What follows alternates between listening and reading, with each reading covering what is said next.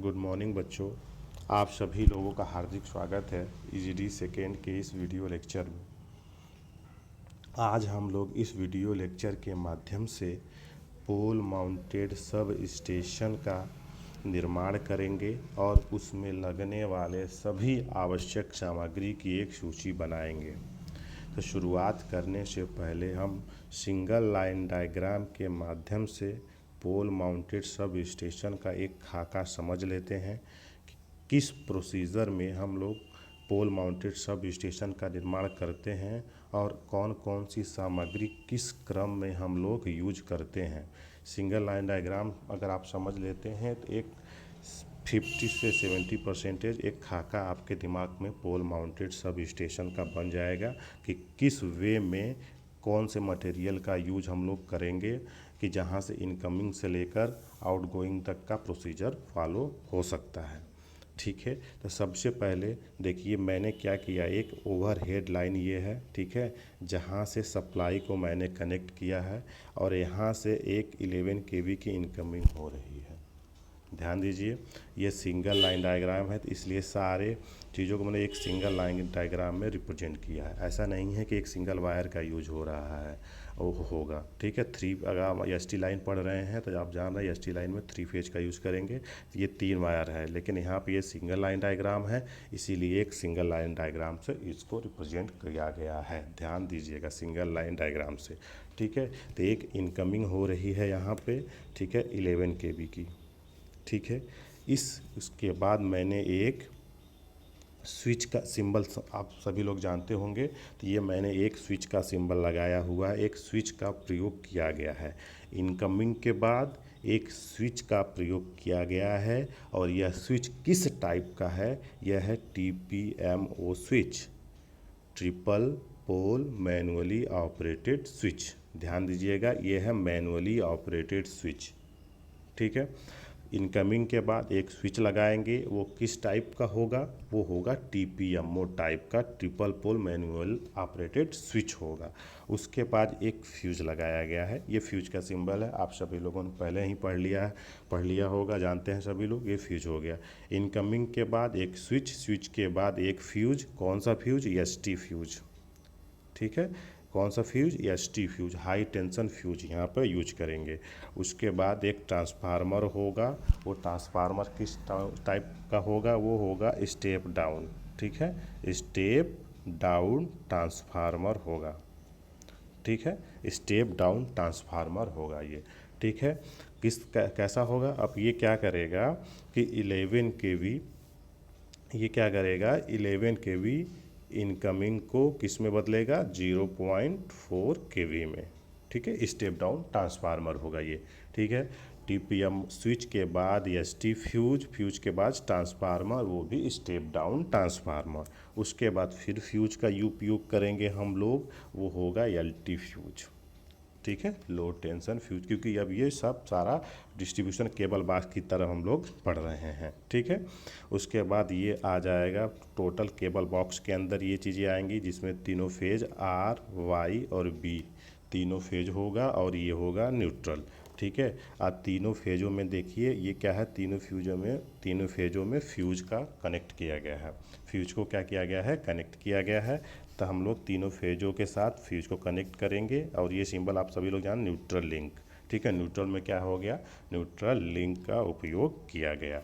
ठीक है, आप फिर से समझ लीजिए। ठीक है, क्या क्या पहले एक बार मैं दोबारा रिपीट कर देता हूँ। अगर सिंगल लाइन डायग्राम हम पोल माउंटेड सब स्टेशन का बनाते हैं तो सबसे पहले 11 kV की इनकमिंग लाइन आएगी। ठीक है, इनकमिंग लाइन में हम लोग क्या करेंगे, एक स्विच लगाएंगे, वो किस तरह का होगा, वो होगा TPMO स्विच। फुल फॉर्म आप लोग पहले से पता होगा।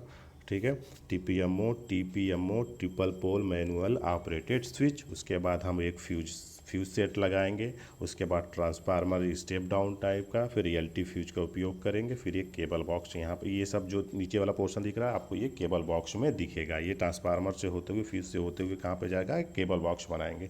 आगे फिगर में हम आप लोगों को समझा देंगे, आज हम लोग देखेंगे अभी। ठीक है, तो ये हो गया single line diagram, TPMO switch, ST fuse transformer, उसके बाद एलटी फ्यूज, उसके बाद केबल बॉक्स बनाएंगे। ठीक है, केबल बॉक्स की तरह वहाँ पर ले जा करके हम डिस्ट्रीब्यूशन की तरफ बढ़ जाएंगे, कंज्यूमर या सर्विसमैन की तरफ। ठीक है, चलिए फिर आगे बढ़ते हैं। आगे हम ये फिगर आपको हम लोग फिगर देख लेते हैं। यह देखिए, मैंने ये फिगर बनाया है जिसमें हमने पोल माउंटेड सब स्टेशन का निर्माण किया है। सबसे पहले देखिए, मैंने लिया है क्या, पोल। ठीक है, ये पोल देखिए, मैंने यहाँ पर रेल पोल लिया है। आप टेबुलर पोल पर भी, आरसीसी पोल पे भी और वुडन पोल पर भी निर्माण कर सकते हैं, ऐसा ज़रूरी नहीं है। वो वैसे जनरली आपको बुक में बोलेगा नहीं, अगर बोलेगा तो उसी हिसाब से, अगर टेबुलर पोल बोल रहा है आपको तो टेबुलर पोल का निर्माण हम लोग करते हैं। मैंने यहाँ पर क्या किया, एक रेल पोल लिया है। ठीक है, तो रेल पोल लिया है 11 मीटर का, जनरली यूज करते हैं। अगर आरसीसी रहेगा तो 10.5 मीटर का। ठीक है, 10.5 मीटर का आरसीसी टेबुलर पोल है और रेल पोल है तो 11 मीटर का हम ले सकते हैं हम लोग। अगर वो आपको बोलेगा क्वेश्चन में जिस तरह से, उसी तरह से आप लोग फॉलो करिएगा। वैसे पूछता नहीं, उसने वो सामान्य से क्वेश्चन पूछेगा कि एक पोल माउंटेड सब स्टेशन का निर्माण करिए और उसमें लगने वाले सभी आवश्यक सामग्री की एक सूची बनाइए। ठीक है, तो इस तरह से क्वेश्चन पूछेगा। तो चलिए शुरुआत करते हैं, निर्माण करते हैं कैसे हम पोल माउंटेड सब स्टेशन का निर्माण करेंगे। सबसे पहले हम लोग एक पोल लेंगे। ठीक है, पोल, ये 2 पोल पर निर्माण कर रहे हैं तो पोलों की संख्या कितनी हो जाएगी, 2 हो जाएगी। कितनी, 2 पोलों की संख्या हो जाएगी यहाँ पे। अब वो रेल पोल लिया है तो कितना मीटर लॉन्ग हो जाएगा, 11 मीटर लॉन्ग। ठीक है, 11 मीटर लॉन्ग 2 पोल मैंने ले लिया है। वो किस टाइप का है, रेल पोल। उसके बाद क्या करेंगे, उसका फाउंडेशन करेंगे। ठीक है, तो ये देखिए फाउंडेशन कर दिया गया है स्टोन पैड लगा करके। ये सब चीज़ें हम लोग पहले ही वीडियो लेक्चर में पढ़ चुके हैं। ठीक है, जब हम लोग सिंगल पोल का पढ़ा था तो पोल लिया, उस पर स्टोन पैड लगाया, उसके बाद इसका पूरा फाउंडेशन कर दिया। ठीक है, 2 पोलों का फाउंडेशन हम लोगों ने यहाँ पे कर लिया है। ठीक है, उसके बाद क्या करेंगे हम लोग, यहाँ पे अब ऊपर आ जाइए। फाउंडेशन करने के बाद अब यहाँ पे एमएस चैनल एक, जिस पे इंसुलेटर लगेंगे। ठीक है, ध्यान दीजिए, जो इनकमिंग लाइन आ रही है वहाँ पे हम लोगों ने उसे ले रहा है, कौन से इंसुलेटर यूज़ करेंगे, डिस्क इंसुलेटर। ठीक है, एमएस चैनल पे ही इंसुलेटर को कसा जाएगा। ठीक है, तो 1 नंबर का एमएस चैनल ले लिया है, उसके बाद 3 डिस्क इंसुलेटर। ठीक है, और उसके साथ ही लाइटनिंग अरेस्टर उसी पे कसा जाएगा। ठीक है, disc insulator, lightning arresters, MS channel, disc insulator और लाइटनिंग अरेस्टर्स। ठीक है, अब देखिए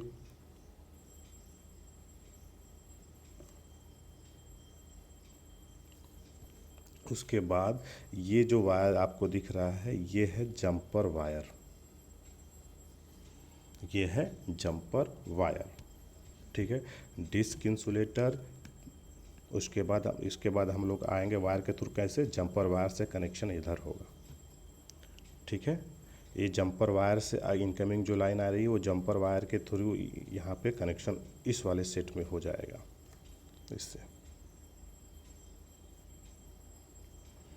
ठीक है, अब देखिए जो हम लोगों ने वहाँ पर इनकमिंग लाइन के बाद जो स्विच लगाया था, ये स्विच है, ये देखिए टीपीएमओ स्विच। ठीक है, 3 पोल का हो गया, ये 3 पोल है तो ये तीनों मैंने चीज़ें यहाँ पे कनेक्ट कर दी है। टीपीएमओ स्विच, टीपीएमओ स्विच हो गया। यहाँ पर देखिए triple pole manually operated switch, manually operated है तो उसके साथ इस स्विच को हम लोगों ने एक हैंडल के थ्रू कनेक्ट किया है। ठीक है, टीपीएमओ स्विच, अगर बाय चांस इस पोर्शन में, ठीक है, फॉल्ट हो गया, किसी भी तरह का डिस्टरबेंस हो गया और या उसको मेंटेनेंस पर्पस के करना है तो आपको शट डाउन नहीं लेने की ज़रूरत है। डायरेक्ट आप इस हैंडल को घुमा करके, ठीक है, इस हैंडल को घुमा करके यहाँ से लाइन को ब्रेक कर सकते हैं। ठीक है, आपको किसी भी तरह का स्टेशन से शट डाउन लेने की ज़रूरत नहीं पड़ेगी। ठीक है, अब हम लोग क्या करेंगे, यहीं से लाइन को यहीं से आइसोलेटर स्विच के साथ क्या करेंगे, टीपीएमओ स्विच के साथ इस लाइन को यहाँ से ब्रेक कर देंगे। ठीक है, टीपीएमओ स्विच का प्रयोग यहाँ हो गया। ठीक है। उसके बाद हम लोगों ने क्या किया था, एक फ्यूज सेट लगाया था। तो ये देखिए ये 3 फ्यूज सेट होगा यहाँ पे। ये तीनों फ्यूज सेट।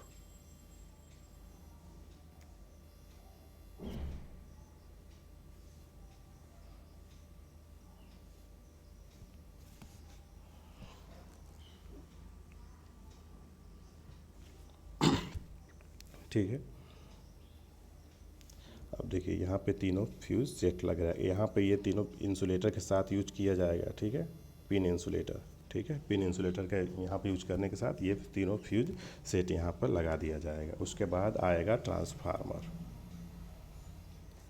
ठीक है, ट्रांसफार्मर के साथ ये सारा तीनों कनेक्शन। उसके बाद तीनों फेज के साथ न्यूट्रल लिंक का कनेक्शन हो जाएगा। यहाँ से न्यूट्रल लिंक से होते हुए, ठीक है, ट्रांसफार्मर से होते हुए तीनों चीज़ें क्या हो जाएंगी, केबल बॉक्स की चारों चीज़ें यहाँ से न्यूट्रल लिंक के साथ कनेक्शन और तीनों फेज और न्यूट्रल लिंक के साथ यहाँ पे चली जाएंगी।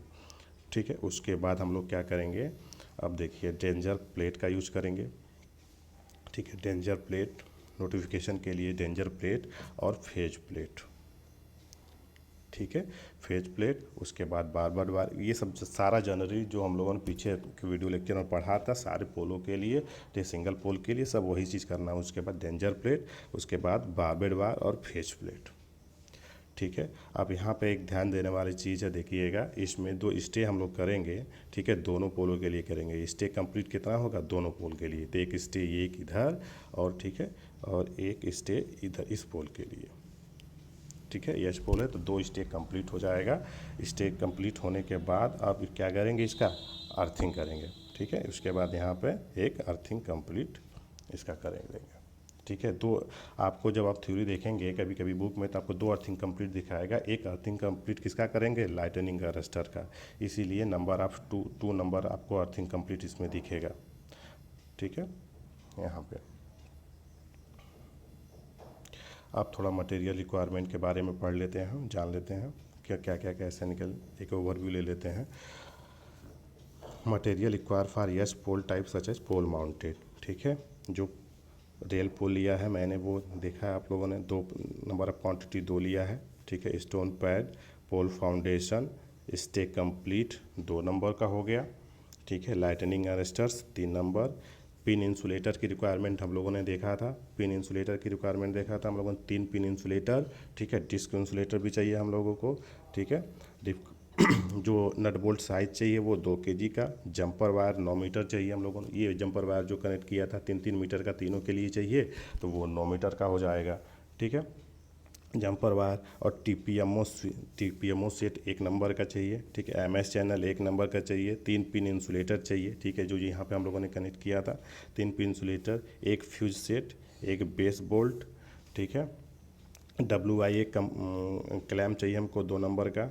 अब देखिए जैसे यहाँ पे मैंने क्या किया था कि 63 kVA का, ठीक है, ट्रांसफार्मर लिया। देखिए एक चीज़ और समझ लीजिए, अगर पोल माउंटेड सब स्टेशन है तो जनरली हम लोग 100 kVA तक के ट्रांसफार्मर के लिए यूज कर सकते हैं। अगर उससे ज़्यादा होता है तो तेल का वेट ज़्यादा बढ़ने लगता है और वो भारी हो सकता है, जो सफिशियंट नहीं है। अगर आपसे पूछते भी हैं कि मैक्सिमम कितने केवीए तक के लिए करते हैं, ठीक है, जनरली यूज़ तो अगर थ्योरेटिकल पूछ लिया जाए तो अगर ऐसा ऑब्जेक्टिव में 300 तक के लिए कर सकते हैं। वैसे जनरली हम लोग करते कितना है, 100 kVA तक का। ठीक है, 100 तक kVA तक के ट्रांसफार्मर के लिए ये कर लेते हैं हम लोग। ठीक है, और उसके बाद एक phase plate, barbed wire 5 kg। ठीक है, पेंटिंग ऑफ पोल 2 नंबर। ठीक है, अर्थिंग कंप्लीट 2 नंबर। देखिए मैंने प्राइस की गणना नहीं किया है यहाँ पे, क्योंकि प्राइस बदलते रहता है। तो प्रेजेंट टाइम में जो भी मार्केट वैल्यू है उसके हिसाब से हम लोग क्या करेंगे, प्राइस की गणना करेंगे और एस्टिमेटिंग कास्टिंग करेंगे। देखिए बहुत एक चीज़ मैं आपको बता दूं कि बहुत चीज़ें इसमें छूट जाती हैं, तो बच्चे सोचते हैं क्वेश्चन गलत हो गया। तो ऐसा गलत होने वाली बात नहीं होता है, क्वेश्चन इसमें गलत नहीं होता है। ठीक है, कि आपने एक चीज़ नट बोल्ट छोड़ दिया तो वो क्वेश्चन गलत हो गया। आपको इस पूरा एक प्रोसीजर फॉलो कर, सिंगल लाइन डायग्राम से जो प्रोसीजर फॉलो किया गया तो वो प्रोसीजर फॉलो कर लीजिए। ऐसा है कि आप नट बोल्ट भूल गए या बारबेड बार भूल गए तो क्वेश्चन गलत हो गया, ऐसा कुछ नहीं है। ठीक है, एक बार हम आपको फिगर दिखा देते हैं बुक वाला जो हम लोगों ने दिखा था। ये तो एक सिंपल मैंने बुक आपको फिगर बना के समझा दिया था। ठीक है, एक फिगर मैं आपको और दिखा देता हूँ। ठीक है। ये देखिए इसमें ये 100 kVA तक के ट्रांसफार्मर का यूज किया गया है इसमें। ये देखिए ये डिस्क इंसुलेटर, ठीक है,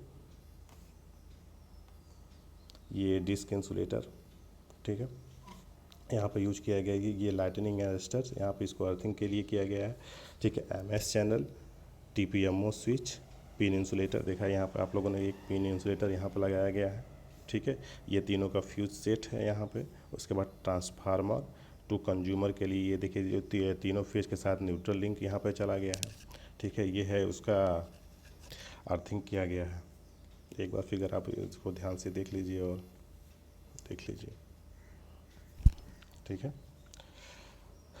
ये लाइटनिंग अरेस्टर्स 1 2 3, ठीक है, इंसुलेटर, तीन disc insulator, MS channel, TPMO switch, ध्यान से देख लीजिए। ये तीनों 3 पोल आयरन क्लैड, ये तीनों TPMO स्विच का कनेक्शन कहाँ से किया गया है, ये किया गया है यहाँ से, ठीक करते हुए एक हैंडल यहाँ पे आया होगा, TPMO का हैंडल। और जैसे ही आप एक बार जा कर के आप लोग ज़रूर विजिट कर लीजिए, ठीक है। आसपास आपको ज़रूर एक्सपो लगा हुआ होगा तो आपको अच्छे से क्लियरिटी आ जाएगी, ठीक है। और यहाँ से इस हैंडल को हम लोग क्या करते हैं, ऑपरेट करते हैं, तो ये चीज़ें तीनों क्या करती है, ब्रेक कर जाती हैं, ठीक है। जैसे मैंने कहा था कि आपको मेंटेनेंस पर्पस या किसी तरह से शॉर्ट सर्किट नीचे वाले पोर्शन में अगर डिस्टरबेंस होता है तो यहीं TPMO स्विच से हम लोग क्या करते हैं, इसको ऑपरेट करके यहाँ से इस सर्किट को ब्रेक कर देते हैं, आइसोलेटर, ठीक है। मेंटेनेंस भी हो जाएगा, आपको वहाँ से शट डाउन लेने की ज़रूरत भी नहीं होगी, ठीक है। तो यहाँ से हम लोगों ने ये TPMO स्विच ले लिया है, ठीक है। उसके बाद ये देखिए पिन इंसुलेटर का यूज किया गया है, 3 pin insulator, 11 kV pin insulator, ठीक है, 11 kV, ध्यान रहे 11 kV पिन इंसुलेटर। उसके बाद ये फ्यूज सेट हो गया। उसके बाद ये ट्रांसफार्मर वाला पोर्शन यहाँ से होते हुए क्या, हाँ, ये तीनों फेज और न्यूट्रल लिंक कंज्यूमर सर्विस को चला जाएगा। ये देखिए 11 kV का डेंजर प्लेट हो जाएगा यहाँ से। बारबेड वार का यूज इसमें नहीं, ये ध्यान से दिखाया गया यहाँ पे है बारबेड वार, ठीक है, बारबेड वार का यूज कर देंगे यहाँ पे। ये इसका फाउंडेशन, ठीक है। ये क्या है, प्लेट टाइप की अर्थिंग हम ऑलरेडी पहले चैप्टर में कंप्लीट कर चुके हैं, अर्थिंग ही पढ़ा था हम लोगों ने यहाँ पे, ठीक है। तो ये प्लेट टाइप की अर्थिंग कर दी गई है इसका। तो ये हो गया कंप्लीट पूरा हम लोगों का पोल माउंटेड सब स्टेशन का निर्माण हम लोग कैसे करेंगे, ठीक है। एक ध्यान, अब एक सिंगल लाइन डायग्राम से एक बार और समझ लीजिएगा तो आप लोगों को पूरी क्लियरिटी हो जाएगी। आज जा कर के जिस तरह से मैंने बनाया है सारे बारी बारी से, सबसे पहले क्या करिएगा, आप लोग एक पोल लीजिएगा, 2 पोल लीजिएगा, उसका अच्छे से फाउंडेशन स्टोन पोल लगाने के बाद उसकी अर्थिंग करने के बाद, ठीक है, ऊपर से शुरुआत करिएगा डिस्क इंसुलेटर के साथ, ठीक है। TPMO स्विच, ठीक है, TPMO switch, fuse set, transformer, LT fuse, और ये पूरा कंज्यूमर के साथ केबल बॉक्स लगाइएगा, ठीक है। ये सिंगल लाइन डायग्राम आप ध्यान में रखिएगा तो आप आराम से चीज़ें कर लेंगे, क्योंकि जितना पुराना हम लोगों ने पढ़ा था सिंगल पोल के लिए मटेरियल के, उसी के हिसाब से धीरे धीरे करते चले आइएगा, आराम से क्लियरिटी हो जाएगी, ठीक है। एक बार किताब का भी देख लीजिए, क्वेश्चन जरूर देखिएगा किस तरह से क्वेश्चन पूछता है, तो आपको और दिमाग में अच्छे से क्लियरिटी हो जाएगी, ठीक है। तो आज के लिए इतना ही, धन्यवाद।